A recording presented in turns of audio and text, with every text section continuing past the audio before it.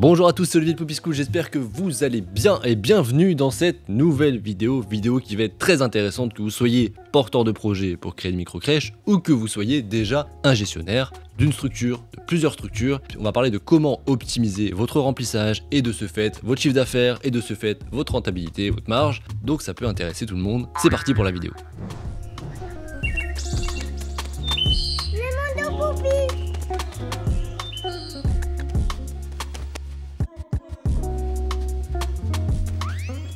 Premier point, et vous le savez certainement, vous avez, pour la plupart des gestionnaires, un tarif qui est dégressif. Tarif qui est dégressif, ça veut dire que moins l'enfant est présent dans la structure, plus il va payer cher de l'heure. Et aussi, plus c'est facile pour les parents de payer, parce qu'il y a la CMG qui comble plus le montant, donc il y a un reste à charge qui est moins important pour un 2 jours, un 3 jours, qu'un 4 jours, un 5 jours. C'est assez logique. Si vous ne connaissez pas le fonctionnement de la CMG, on fera une autre vidéo sur le sujet.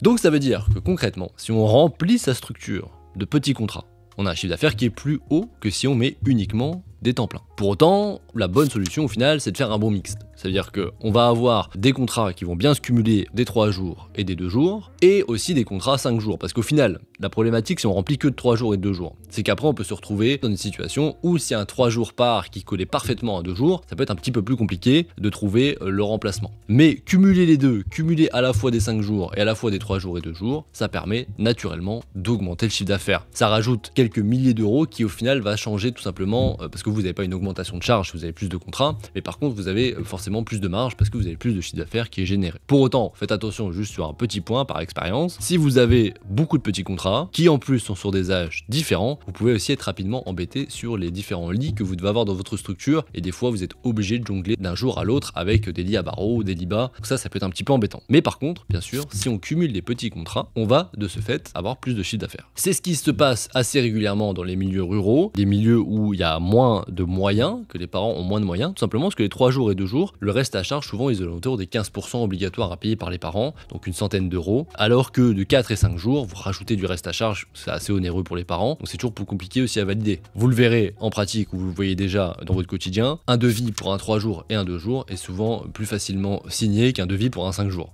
Maintenant, si on va plus loin, et en plus dans cette logique de facilité de payer et d'augmentation du chiffre d'affaires, l'idéal, en fait, c'est effectivement d'avoir des 3 jours et 2 jours, mais que les contrats 5 jours soient des berceaux entreprises. Parce que un berceau entreprise, le fonctionnement, c'est quoi? L'entreprise paye une cotisation annuelle, un montant, pour réserver le berceau, et ensuite, son employé, il profite de la place à un tarif qui est un peu plus attractif, donc vous avez un reste à charge qui est moins important pour le parent, plus de facilité pour le payer, donc du coup, pour les 5 jours, ça passe mieux. Et en plus de ça, vous avez une rentabilité qui est plus importante, parce que vous avez à la fois le parent qui vous paye, vous avez en plus l'entreprise qui paye, et souvent on est aux alentours des 30% de marge supplémentaire, sans surcoût également pour vous. Donc si vous cumulez également des petits contrats et des berceaux entreprises, c'est là où on atteint des fois des chiffres d'affaires qui sont beaucoup plus importants que la moyenne, des 22 000, des 24 000, des 26 000 euros, parce que tout simplement on a bien rempli sa structure via ce fonctionnement-là. Comment maintenant on optimise pour trouver des berceaux entreprises?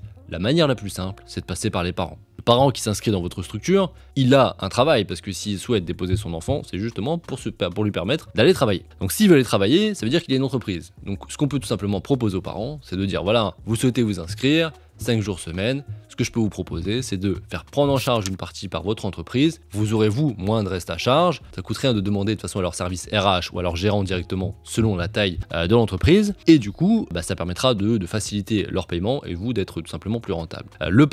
Tous les parents ont des entreprises dans lesquelles ils travaillent. Vous demandez à chaque parent, chaque préinscription, que ce soit même sur un 2 jours et un 3 jours, ça c'est pour le cas pour tous, vous demandez systématiquement est-ce que votre entreprise serait à même de financer une partie, et auquel cas vous leur fournissez une petite plaquette ou autre pour qu'ils puissent facilement expliquer, ou vous donner à vous le contact de la personne à qui ils peuvent échanger sur le sujet, et comme ça essayer de les convaincre. Il n'y a rien de plus efficace parce qu'après on peut toujours prospecter en direct les entreprises, etc. Mais il faut vraiment que toutes les planètes soient alignées pour que ça marche, parce qu'il faut que l'entreprise ait des parents, ait conscience qu'il y a des parents qui ont un besoin, il faut que l'entreprise elle accepte de payer, il faut qu'ils communiquent eux-mêmes auprès des familles, etc. Donc oui, ça marche pour les grosses entreprises qui ont une démarche sociale, qui souhaitent mettre en place, c'est vraiment leur souhait, mais pour les trouver de vous-même en prospection, c'est un peu complexe. Alors que demander directement aux parents, c'est la manière la plus simple pour les trouver, les obtenir. Par contre, il faut que ça soit systématique, il faut que ça soit bien expliqué aux parents et pas hésiter à leur démontrer tous les avantages de le faire. D'autant plus que l'entreprise a aussi des avantages fiscaux à le mettre en place, au-delà de la fidélisation de leurs salariés, donc ça reste intéressant. Autre point important, ça va être de répondre suffisamment tôt. Si on s'y prend trop tard, on aborde des préinscriptions, et bah tout simplement, les parents auront trouvé un moyen de garde ailleurs. Ils sont dans l'inquiétude de pouvoir reprendre leur travail. Aujourd'hui, les inscriptions, idéalement, se font quasiment un an avant, parce que je vous apprends rien, pour faire un bébé, il faut 9 mois, pour qu'il arrive en crèche, il faut 2 mois et demi, donc potentiellement, les préinscriptions, quand la maman tombe enceinte, elle se préinscrit. Même des fois, ils se préinscrivent avant quand ils ont le projet. Donc du coup, potentiellement, c'est un an avant l'idéal, et les temps de réponse, idéalement, on est aux alentours de janvier-février pour des réponses pour septembre, et sur septembre, maximum, même avant l'été c'est encore mieux, pour janvier. Donc répondre suffisamment tôt permet aussi de ne pas perdre les préinscriptions qu'on aura dans notre structure. Il peut se passer une chose qui arrive systématiquement. Il faut savoir que le parent va vouloir mettre à l'école l'enfant le plus tôt possible, quoi qu'il arrive, parce que ça lui coûte cher et qu'il a tout intérêt à aller à l'école un peu plus tôt. Pour autant, pour qu'il aille à l'école, souvent, on va attendre que l'enfant soit propre. Donc, potentiellement, on peut être dans l'inquiétude des derniers mois de savoir si effectivement, en septembre, l'enfant soit propre, est-ce qu'il y a 2 ans et demi, il va pouvoir aller à l'école ou en janvier. Et ça, potentiellement, on va pas virer le parent parce que son enfant n'est pas propre. Donc, chose qui va être très importante, c'est que la préinscription de la personne, du parent qui pourrait potentiellement remplacer cet enfant, on doit être en communication régulière avec. On doit le tenir au courant. Dire voilà, nous, la place, on vous la propose. Pour autant, aujourd'hui, il y a un enfant qui doit partir à l'école. Il y a quand même cette optique, il faut qu'il soit propre. Et donc, auquel cas, s'il part à l'école, on vous laisse la place. Mais par contre, on reste régulièrement en contact pour que potentiellement, il n'aille pas ailleurs et qu'on puisse facilement remplacer l'enfant qui part. Il n'y a rien de pire que ne plus communiquer avec le parent alors qu'on s'était engagé à lui donner la place sous cette condition-là, que lui-même revienne vers nous avec de l'inquiétude pour savoir si il aura la place ou non. Mais si on le rassure et qu'on est en contact régulier et que potentiellement même une autre place peut se libérer ou autre, on a plus de chances de le garder chez nous. Dernier point, et c'est le point peut-être le plus important. Pour se permettre d'avoir des petits contrats, pour se permettre d'avoir des berceaux entreprises, pour se permettre de répondre suffisamment tôt aux préinscriptions, etc. Tout est lié à un sujet, c'est d'avoir suffisamment de préinscriptions. La clé du succès, c'est d'avoir un volume continu de préinscriptions régulières. Pour ce faire, il faut qu'il y ait une communication qui soit mise en place. On ne doit pas se reposer sur nos lauriers de dire ok, j'ai des préinscriptions régulières du fait du bouche à oreille, du fait qu'il y a un besoin, etc. Je m'embête pas. Ça, la meilleure façon de faire ça, c'est que derrière, vous n'allez pas forcément optimiser votre chiffre d'affaires parce que vous n'aurez pas un volume de préinscription qui permet d'avoir ce cumul de contrats. Vous avez des départs non prévus, vous pouvez pas remplacer, etc.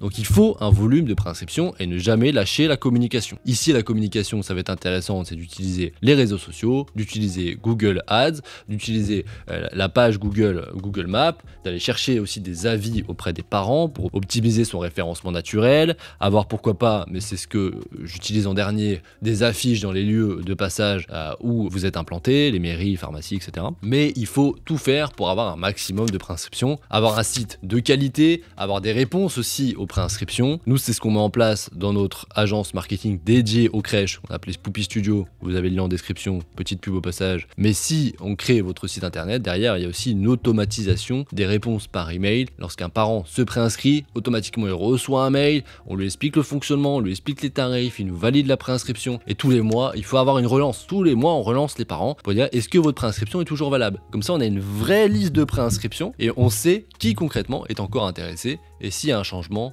paf, vu qu'il y a une communication régulière, même si elle est automatisée, il y a une communication régulière, on peut tout simplement à chaque fois avoir notre vivier de préinscription sur lesquels on va pouvoir tout simplement remplacer les enfants qui partent. Donc un site de qualité qui montre bien sûr, qui donne la confiance aux parents, qui donne l'envie de préinscrire, qui a un système de préinscription qui récolte les préinscriptions efficaces, simple, et une présence également sur les réseaux avec une communication régulière, que ce soit des publications gratuites, des publications boostées, etc.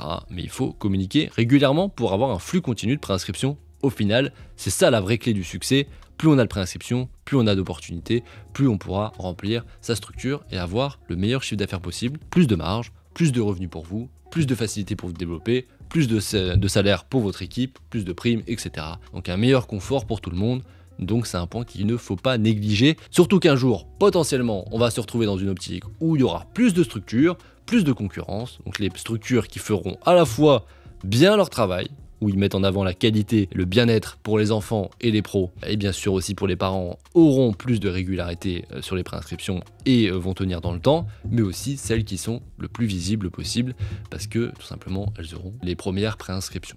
Voilà tout pour cette vidéo, j'espère qu'elle vous a plu. N'hésitez pas à vous abonner si c'est pas le cas, à la partager à d'autres gestionnaires. Et également, vous pouvez télécharger en description soit un guide pour vous aider à créer votre structure, ou soit un guide pour optimiser votre structure si vous êtes gestionnaire. En plus, d'ici peu, on va lancer des nouveaux jeux concours. N'hésitez pas à vous inscrire, comme ça vous recevrez la notification. Moi, dans tous les cas, je vous souhaite la réussite dans votre projet. Je vous dis à très bientôt dans une prochaine vidéo. À bientôt.